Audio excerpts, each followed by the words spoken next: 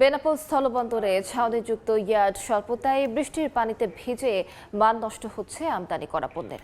বিস্তারিত জানাতে এই মুহূর্তে বেনাপোল বন্দরে আছেন সহকর্মী আজিজুল হক। সরাসরি যাচ্ছি তার কাছে।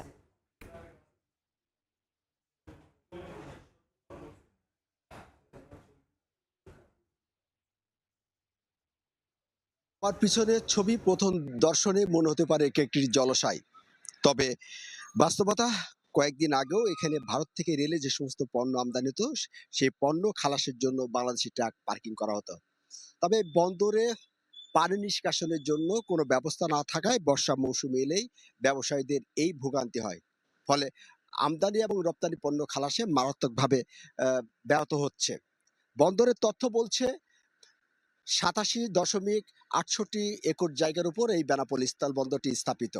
বন্দরের আমদানি পণ্যের ধারণ ক্ষমতা 50,000 থেকে 60,000 মেট্রিক টন।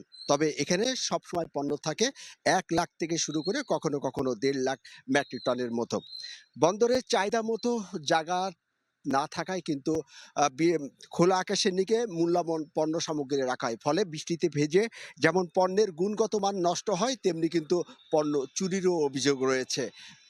এছাড়া বৃষ্টি দীর্ঘ হলে কিন্তু আমরা দেখতে পেয়েছি বৃষ্টির পানি বন্দরে বিভিন্ন শেড এবং এয়ার মধ্যে প্রবেশ করে আমদানি পণ্য ভিজে কিন্তু মারাত্মক ক্ষতির শিকার হচ্ছেন। দীর্ঘদিনের এই সমস্যা থেকে উত্তরণের জন্য ব্যবসায়ীরা বিভিন্ন সময় বন্দর কর্তৃপক্ষকে পানি নিষ্কাশনের স্থায়ী ব্যবস্থা চালু করার দাবি জানালেও কিন্তু আজ পর্যন্ত বন্দর কর্তৃপক্ষ পানি নিষ্কাশনের কোনো সমাধান করেনি। ফলে প্রতি বছর কিন্তু এই বর্ষা মৌসুম আসলে এই আমদানি পণ্য খালাস এবং রক্ষণাবেক্ষণে কিন্তু মারাত্মক সমস্যা হয়ে দাঁড়ায়। আমরা কথা বলেছি বেনাপোল স্থল বন্দরের পরিচালক শামীম হোসেনের সাথে। তিনি আমাকে জানিয়েছেন যে দীর্ঘমেয়াদী পরিকল্পনা নিয়ে ড্রেনেজ ব্যবস্থা ছাড়া কোনোভাবে এই পানি নিষ্কাশন সম্ভব নয়। তিনি বিষয়টি ঊর্ধ্বতন কর্তৃপক্ষকে জানিয়েছেন, তবে এখনো পর্যন্ত পানি নিষ্কাশনের জন্য কোনো কার্যক্রম শুরু করা সম্ভব হয়নি।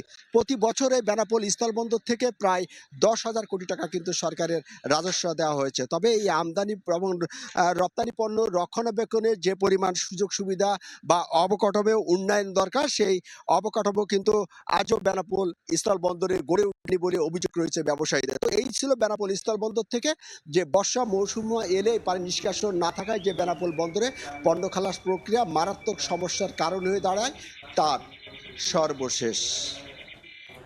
সরাসরি যুক্ত ছিলাম বেনাপোল স্থলবন্দরে।